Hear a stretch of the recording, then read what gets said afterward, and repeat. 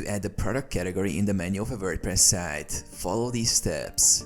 Log into WordPress dashboard.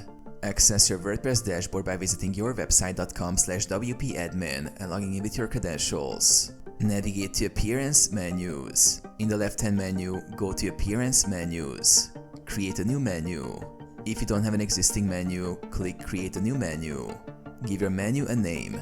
Add product categories. On the left-hand side, under the Add Menu Items section, select Categories.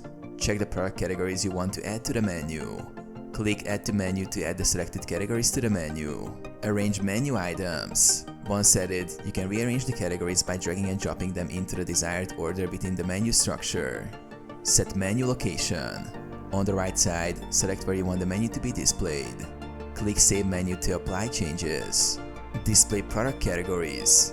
Your selected product categories will now appear in the chosen menu location, allowing visitors to easily browse products.